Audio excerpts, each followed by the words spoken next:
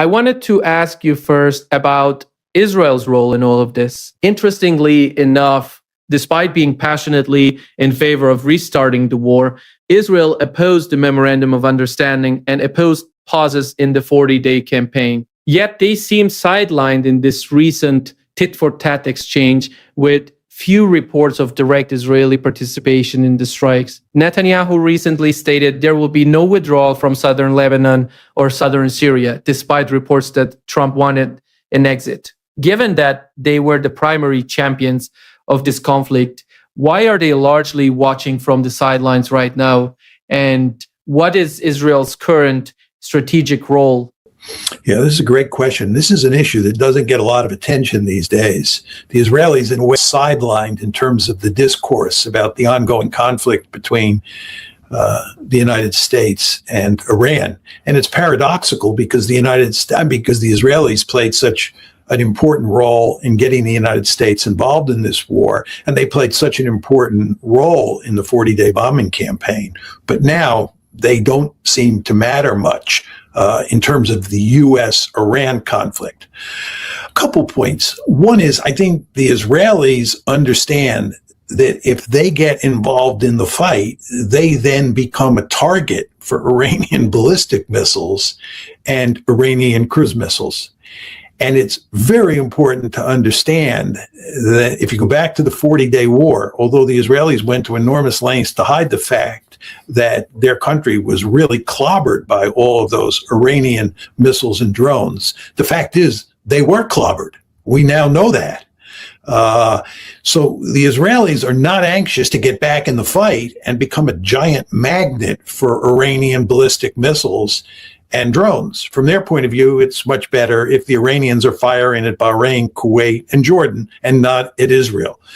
And it's better from an Israeli point of view if they can pass the buck to the United States to do the heavy lifting in terms of damaging or weakening Iran.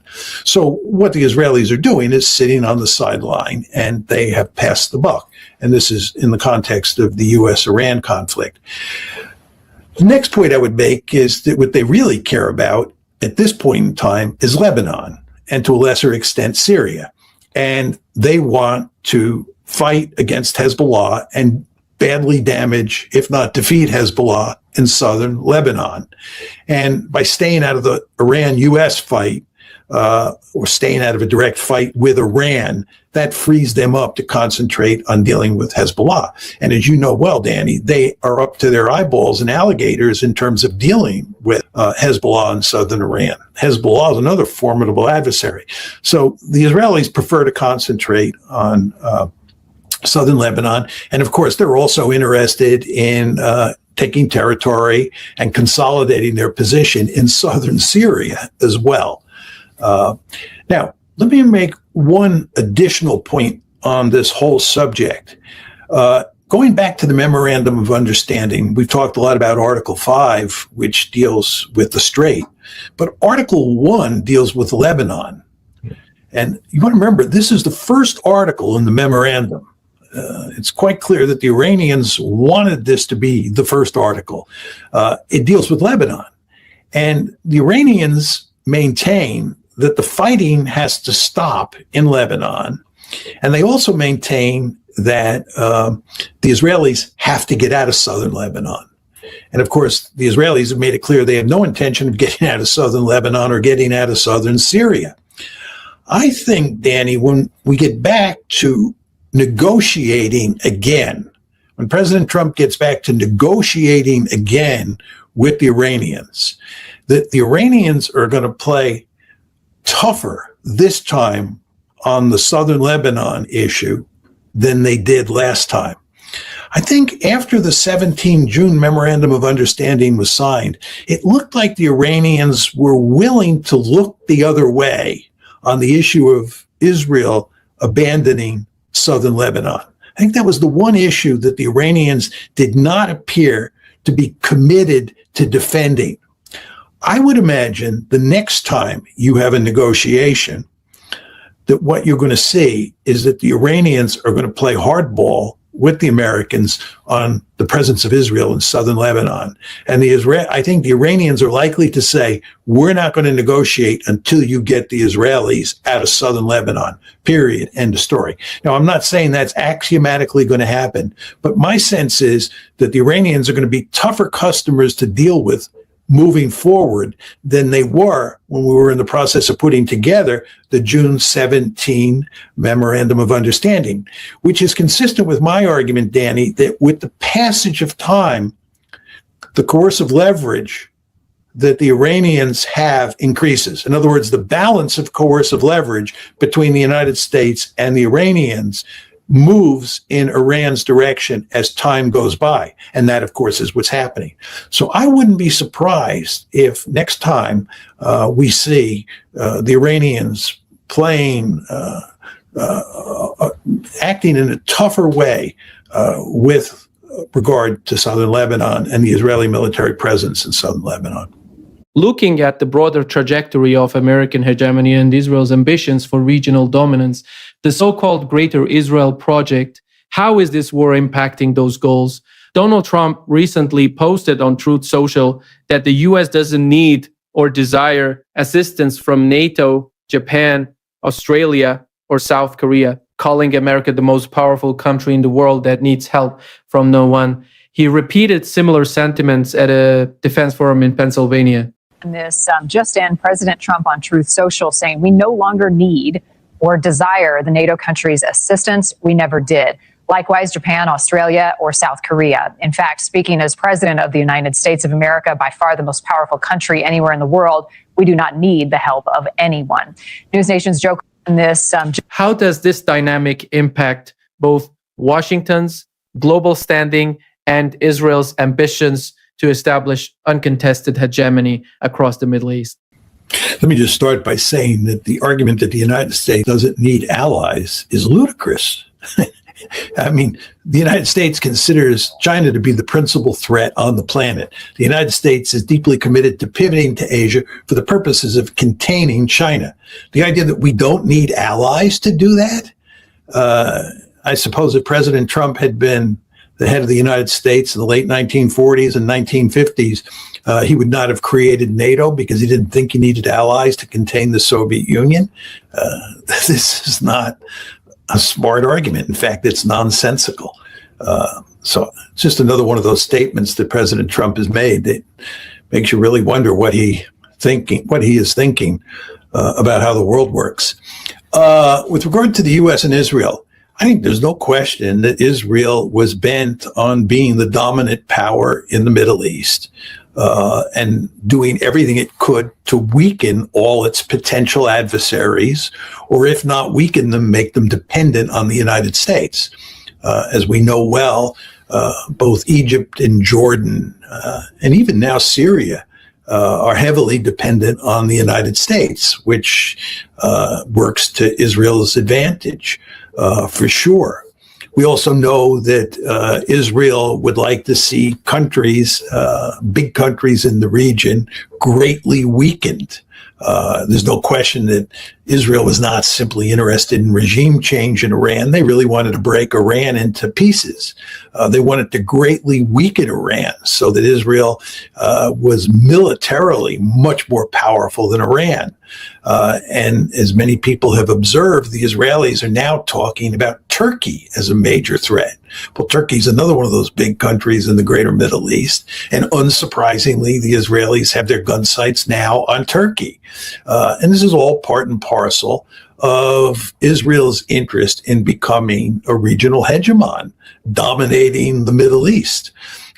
This is not going to happen. And if anything, the Iran war has done an enormous amount of damage to Israel's pursuit of that vision, because Iran is going to come out of this war much more powerful than it was on February 27th. From the point of view of Israel, this war, the war between Iran on one side and the United States and Israel on the other side, has been a strategic disaster. No goals have been achieved. Iran now controls the Strait of Hormuz. And if a final deal is worked out, Iran will get all sorts of economic benefits that will help it grow its power in the future. So the idea that Israel is going to be a regional hegemon is no longer even possible. And of course, the Turks are not going to let that happen either. The idea that Israel is going to weaken Turkey, do great damage to Turkey, I believe is not in the cards either. With regard to the United States, I think the interesting question is whether or not the United States will stay in the Middle East, and specifically, will it stay in the Persian Gulf once this war comes to an end? The question is, will we think it makes strategic sense to rebuild our bases in places like Bahrain and Kuwait and so forth and so on? And moreover, will those 6 GCC countries want us there, given that we created this war that has led to a tremendous amount of destruction in each of their countries? It's not clear they'll want our bases there. So it remains an open question what happens to America's bases in the region and America's alliance structure in the region. All this is a way of saying that from an American and especially from an Israeli point of view, this war has been a disaster. An audience member asked about Beijing's strategic calculations in this conflict. Some commentators have theorized that China might push Iran to show restraint or negotiate to preserve energy stability, while others argue Beijing benefits from the distraction. Having traveled to China extensively, what is your assessment of China's actual role and interest in the ongoing U.S.-Iran war? Yeah, well, I don't know exactly what Chinese makers are thinking about Iran, but it does seem clear to me that Iran, Russia, and China are all mortal enemies of the United States. I'm choosing my words carefully here. I think that the United States is interested in seriously damaging all 3 of those countries. And I think when you're in a situation like that, situation that Iran, China, and Russia are in, you have a deep-seated interest in working together to make sure that you stymie the United States. China has a deep-seated interest, for example, in making sure that the United States does not defeat the Russians in Ukraine. Furthermore, both Russia and China have a deep-seated interest in making sure that the United States loses in its war against Iran. It would be to their advantage for sure. And therefore, you see all sorts of evidence that the Iranians are receiving important kinds of intelligence from both the Chinese and the Russians. There are all sorts of reports of Chinese and Russian weapons being sent to the Iranians, because again, the Chinese and the Russians don't want to see Iran lose. And of course, Iran has a deep-seated interest in working with China and Russia as well. To take this a step further, because the question had mainly to do with China, if you're China and you're worried about having the United States in your backyard, having the United States in your face, if you're worried about the United States pivoting to Asia, to contain you, the idea that the United States gets sidetracked by launching a war in the Middle East that turns into a protracted war is wonderful news. The war in Iran has caused the United States to pivot away from East Asia so that it has sufficient forces in the Persian Gulf to fight against Iran. This is manna from heaven for the Iranians. For the Chinese. So the Chinese, in a very important way, have a vested interest in not only seeing the war, not only seeing the United States lose the war, but seeing the war go on, because it pins the United States down in the Middle East. So I think the net effect of this war is a win for China. Some analysts have suggested that regional intermediaries like Pakistan, which maintains close ties with Beijing and security agreements with Saudi Arabia, could act as a mediator. Pakistani military leaders recently indicated that an Iranian strike on Saudi energy infrastructure could compel Islamabad to honor its bilateral defense commitments. with Riyadh. Is it realistic to expect an intermediary like Pakistan to intervene directly if the conflict escalates between Iran and Saudi Arabia? Well, I think the question you have to ask yourself, Danny, is what would Pakistan gain by coming into a fight between Saudi Arabia and Iran? Let's assume the Iranians attack Saudi Arabia and the Saudis retaliate, and you have a significant tit-for-tat campaign between the two of them.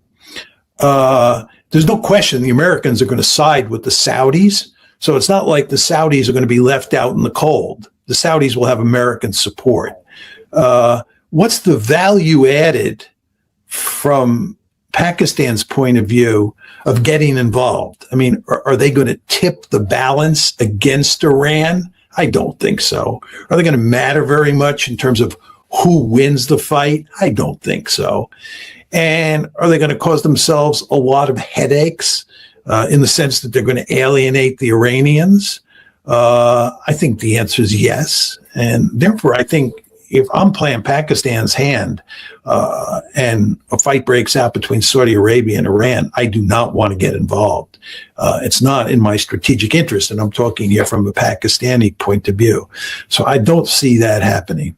Given that Iran, Russia, and China are interconnected in Washington's strategic focus, how does this ongoing confrontation in the Middle East impact other global flashpoints, especially Ukraine? Washington's public rhetoric has largely shifted away from Ukraine, yet the conflict continues to rage. Despite Western media framing Russia as being on the defensive, what is the realistic trajectory of the Ukraine war while the U.S. remains heavily entangled in the Middle East? Well, I think that when you talk about the Ukraine war, you have to separate what's happening on the battlefield from this long-range drone campaign that the Ukrainians are waging against the Russian homeland. I think if you look at what's happening on the battlefield, I think the Russians are winning. I think the Ukrainians are in trouble. And I think there's no question that the Russians are not winning quickly. It's a slow victory. There's no question about that. But the Russians are slowly rolling up the Ukrainians. The Ukrainians have huge manpower problems, which is affecting their performance on the battlefield. And all evidence tells us that they're not able to solve the manpower problem, which is just getting worse because the draft resistance problem is increasing inside of Ukraine itself. So I think in terms of the battlefield, the Russians are on the march. It's the long-range drone war that Ukraine is waging with help from the Europeans and the United States against the Russians that most people in the West and in Ukraine see as Ukraine's ace in the hole. This is how Ukraine can get a favorable outcome to the war. And if you look at what President Trump said and how he acted in France in mid-June at the G7 meeting, and then you look at what he said and how he acted in early July at the NATO meeting in Ankara, it looks like President Trump has recommitted himself to trying to do great damage to Russia with this drone campaign. President Trump seems to be very enthusiastic about this long-range drone campaign that the Ukrainians are waging against Russia, and he wants to support it. If you look at the declaration that the G7 issued, this was on June 17th, after the meeting in France, what the G7 countries said, and of course this includes the United States and President Trump, was that what we're going to do is we're going to accelerate. Let's think about that word. We're going to accelerate our efforts to help Ukraine wage the long-range drone war. Furthermore, it said that we were going to continue to push hard to do more damage to the Russian economy. This clearly signifies to me that President Trump is still in the fight against Russia in Ukraine. You remember last August 2025, this was during his first year in office, he went to Anchorage where he met Putin. And it looked like that it looked like Russia and the United States were going to have some sort of major rapprochement as a result of this meeting in Anchorage. And that continued to be the case through most of 2025. But if you look at what's happened in 2026, especially what's happened at the G7 meeting, at the NATO meeting, it looks to me like President Trump has done pretty much a 180-degree turn. And this tells you that this one is going to be settled on the battlefield. There, I think the Russians are going to win. And that then leaves open the question, what happens if the drone war really begins to have a serious effect on the Russian economy and on Russian public opinion? What will the Russians then do? Will they escalate? How will they escalate? This is a huge question. And all of this just tells you that we have two ongoing wars, one in Ukraine and one in the Middle East, that could have disastrous consequences.